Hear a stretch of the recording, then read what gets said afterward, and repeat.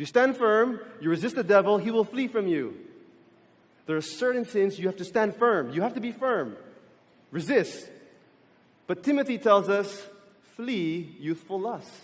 There are other sins you just have to run. You just have to get out of there. So you have to know what is the sin that you are struggling with. Study it so you can learn how to defeat it and take the steps. So we took the computer out of my room. Even now, when as a married man, sometimes we think the antidote to lust is get married and then all your lust problems are gone. Married people, is that true? Oh, you don't want to say because you're by your wife. But the reality is, you will always struggle with lust. Whenever I travel by myself, I don't even want to turn the TV on. I do things to protect myself from that struggle. So your struggle may be something different. If you're struggling with immorality, for example, you're living in a relationship. You know you shouldn't be in that relationship. God is faithful. He will not put you in a situation that you can't handle. He has provided a way out. But you have to take that way out. Kill sin or it will kill you. We're in a fight.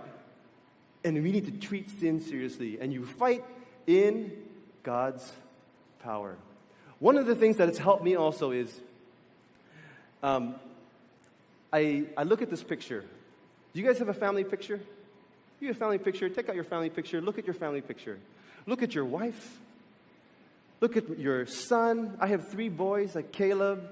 I have Ethan. And I have Andrew. I look at my daughter.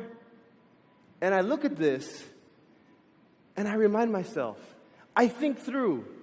What will happen if I fall into immorality? What will happen to my wife? What will happen to my son who looks up to me? What will happen to my daughter? Think through the consequences of sin before you are in that sin. If I don't deal with my anger problem, if I'm always shouting at my kids, what will happen to my son? What kind of boy will he turn out to be? What will happen to my daughter? What will happen to my wife? We all have different struggles.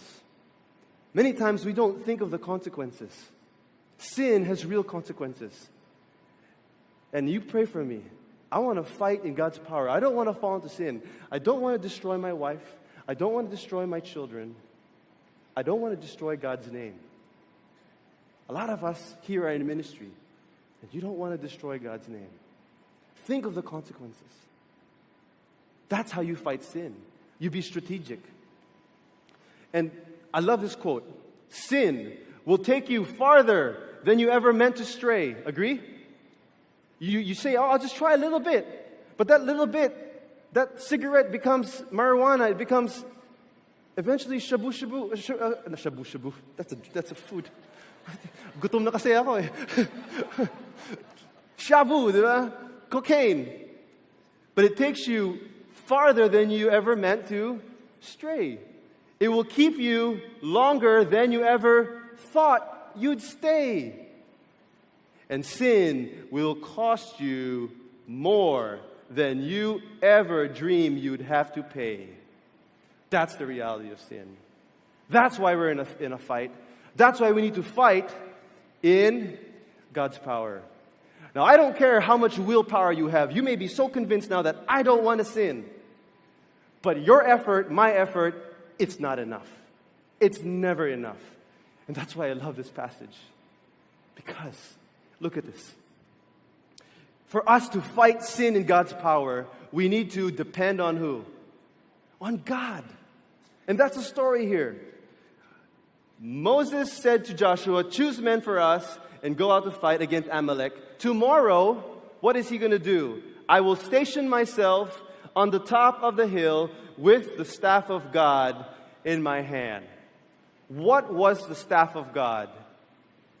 It was probably just a shepherd's staff, but it's symbolic. The Israelites knew it as a representation of God's presence, God's power, God's victory. Do you remember his staff? He threw it on the ground and it became what? A snake, and it ate all the other snakes. The same staff, when the plagues were coming in Egypt, He used that staff for the plagues. When the Israelites had to cross the Red Sea, He raised the staff. It's a symbol of God's presence and God's power.